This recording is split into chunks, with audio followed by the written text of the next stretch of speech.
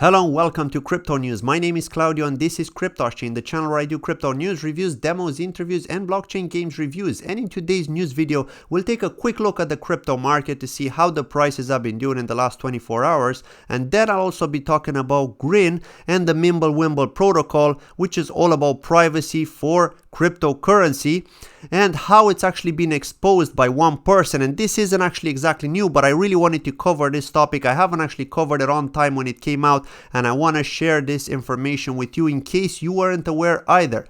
And then I'll be talking about Quadriga Exchange. They're back in the spotlight again. The exchange from Canada, whose CEO has mysteriously died and has made all the users on there lose a lot of coins. And also, what do they have to say? And then I'll be talking about some crypto project updates. I'll be talking about Enjin, Cosmos, and also Cardano and their staking functionality. So let's get straight in. And I just want to quickly remind you that in the description of the video, you'll find the links and the times of the topics that I'll be discussing in the video if you want to check out the links yourself. But Bitcoin's been trading at $7,100, down 1.2% in the last 24 hours. Ethereum 142. So as you know, Bitcoin has been dumping twice now, once to 6,500, the second time to 6,800, or the other way around, and then it quickly recovered and went to 7,700 only to come back down. So it just shows you the power of Bitcoin and how this is actually getting manipulated a lot. Now, could it have been just a flash crash because somebody just sold a large amount of Bitcoin at market rate, or could it be that they were just trying to scare people off just so that they can dump them further and buy cheap? Because this is all about manipulation as well at the moment, seeing as Bitcoin cannot get regulated, right? It is an international currency. And let's have a look at NEO. So NEO is trading at $8.76. And Ontology trading at 58 cents, which I do believe is kind of the support area, just over 53 cents. I think is kind of support because it's been holding really well around that area. Even when Bitcoin had that flash crash to 6,500, Ontology didn't go below 50 cents. So it just shows you that we do have strong support around that area. But of course, if Bitcoin was to drop to 4K all of a sudden, that would absolutely destroy the alts and we could see a Red Sea, right? And the biggest winners are Stratus, Silverway, and Cosmos. And I do have some news about Cosmos. I will be covering that later on in this video, of course, and the reason for this pump. And the biggest losers are Educare, Crypterium, and iExec/RLC. iExec/RLC has been pumping for quite some time. Now it's retracing. We've seen that with Enjin too when it got to 10 cents and now it's back to just 7.5 cents area. So these kind of coins which pump a lot because of some news, some hype, always retrace, right? There's always that hype retracement, so you do need to be careful with that. Of course, by FOMOing in is the worst possible thing that you could do because you end up buying high when you could buy low. And again, this is not financial advice. It's just kind of telling you that this is what's been happening in the crypto space, and you probably know that already, but if you don't, it's just something to keep in mind. Let's get straight into the news. So this was actually posted on November 18th. There are other articles. This is from Cointelegraph. There are other articles out there which are more recent, just reiterating the problem with the Grin privacy mimblewimble protocol, how it's been exposed. Now, so if you don't already know, I have done a video on Grin, Beam, and mimblewimble, the privacy protocol. Do check it out on the top right hand corner of this page. It is an older video, but it does explain to you what it actually means and how it's supposed to make the transactions secret. So just to kind of summarize it, basically mimblewimble protocol is trying to hide your transaction. So basically, if you're trying to send somebody, let's say $10 worth of Grin, what happens is you can see that the address, of course, because you need to type the address and you can see the transaction yourself, but other people on Blockchain Explorer cannot see that transaction. They can just see the blocks that have been produced, but they cannot see the transaction. So that means the amount is invisible to everyone. However, this person here, a researcher, he managed to break Grin's privacy by simply using an Amazon Web Services node. Well, he ran a node using Amazon Web Services for just $60 a week. And he managed to uncover 96% of Grin's transactions by revealing the addresses. So you can see the senders and receivers, but you cannot see the amounts. So that is quite scary, to be honest, because people were really hoping that the mimblewimble protocol is the real king of privacy, right? Even better than Monero. But it just shows you it's not, right? It does have some loopholes, and I wonder what the devs have to say about this. And I was meant to have an interview yesterday actually with somebody on this channel to discuss Grin and privacy coins and things like that, you know, because he is a fan of Grin.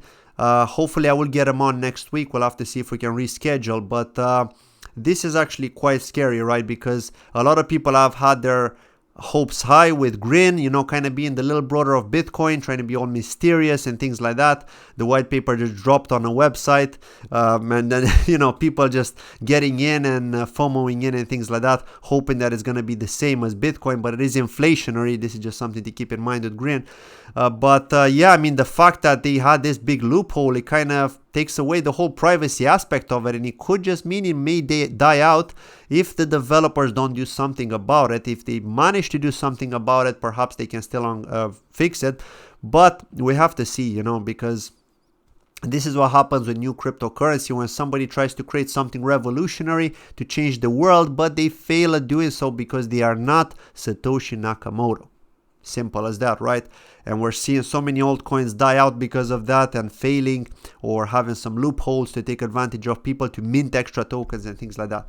But it just shows you this is what happened with Grin, and I just kind of wanted to cover that here in this video because it is kind of sad, right? I had some high hopes in Grin myself. It was supposed to have this like the mimblewimble protocol, which is all about the privacy aspect, right, behind Grin and Beam.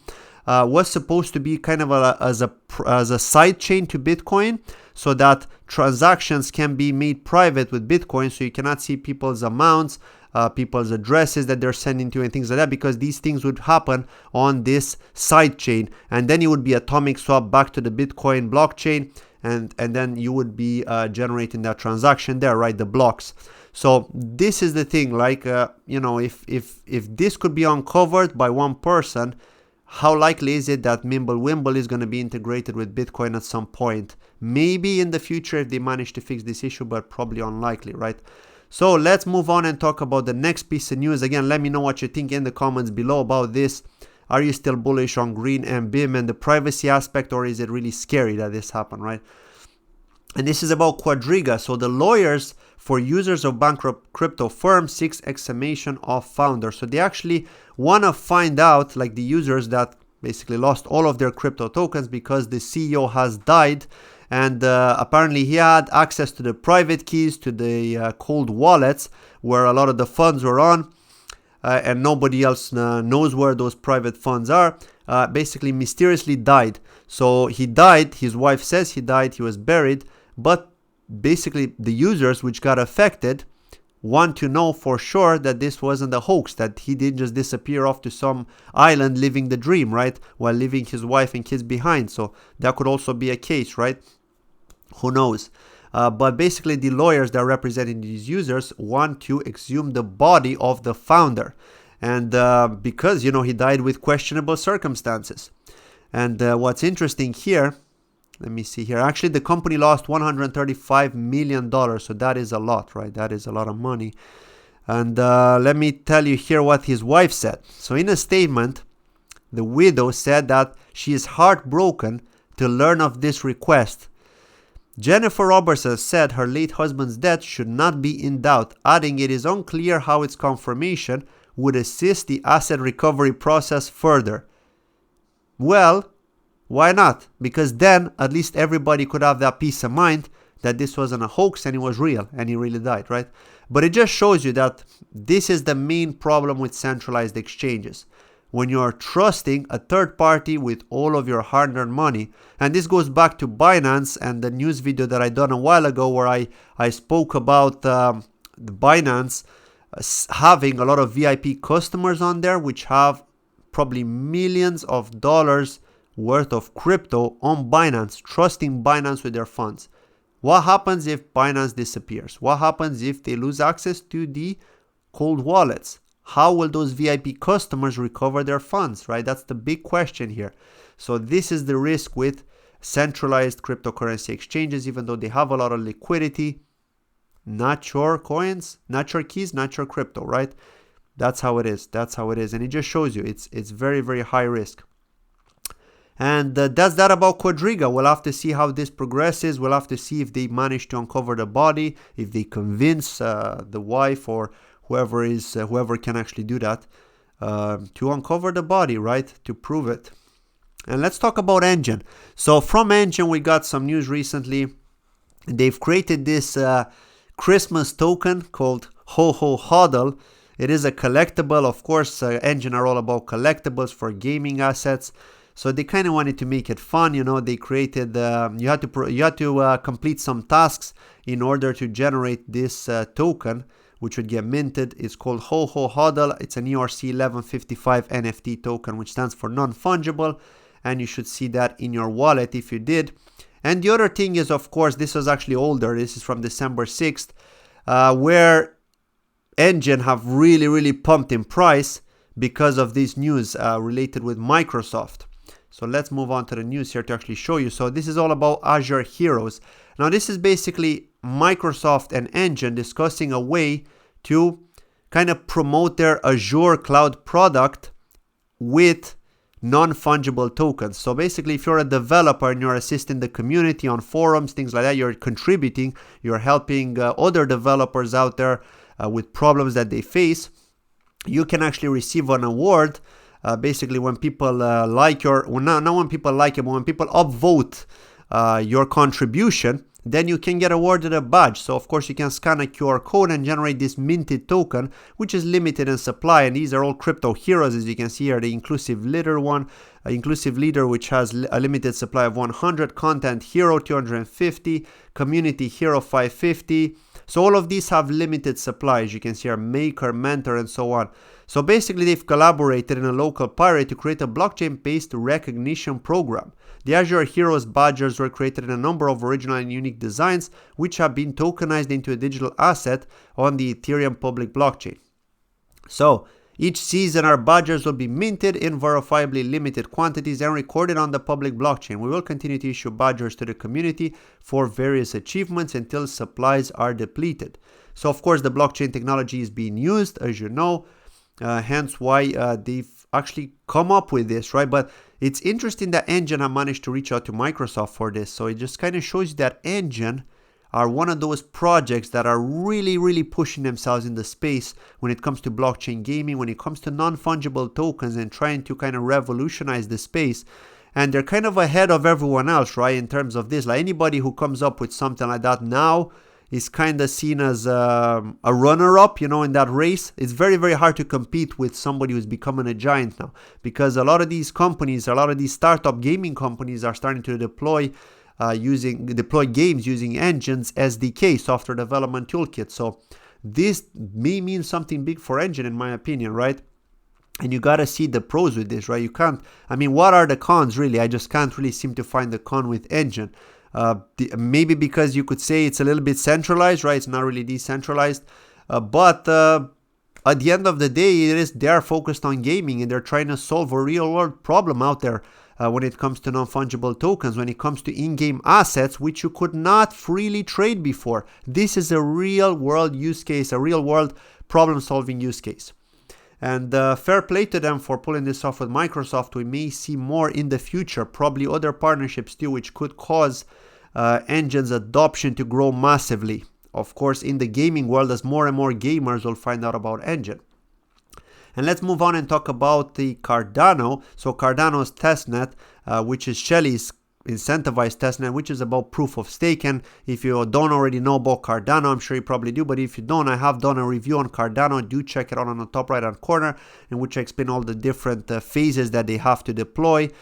Shelly is one of the most bullish one because it's about proof of stake, and people want to be incentivized for holding Cardano. At the moment, they're not incentivized doing so.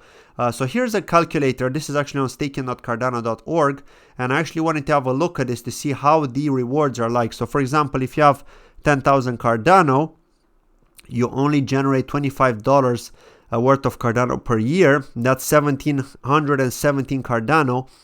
If you have more, 7,000 Cardano, and so on. So at the moment, you're not generating any Cardano, but you will be able to when you stake. Of course, once mainnet is live, but the rewards aren't actually so massive, to be honest. It's kind of similar to a lot of these other ones, other staking projects, which are like 7%, 10%, 9%. And then you may argue that this is actually a lot compared to a bank. But you got to remember that unless you got in extremely cheap at the price and you're holding, then the rewards aren't really so massive. All you're really doing is just hoping that the price is going to grow, right? If the price is going to grow massively, then of course you're going to make massive returns by staking, because if the token's going to be worth $2, then you're making 14K a year instead of 700, right? Just kind of giving you my opinion. So yeah, I mean, this is the thing, right? Or if you run a stake pool, again, you do need to have some resources, you do need to have computing power and things like that. So it tells you the cost here. Let's say if you have 100,000, you do have to pay a stake pool fixed fee. This is a daily fee, which costs around $9 at the moment at the current price of Cardano. The running costs are $9 a day, but the returns are $123. And then you can delegate 71 cents per day.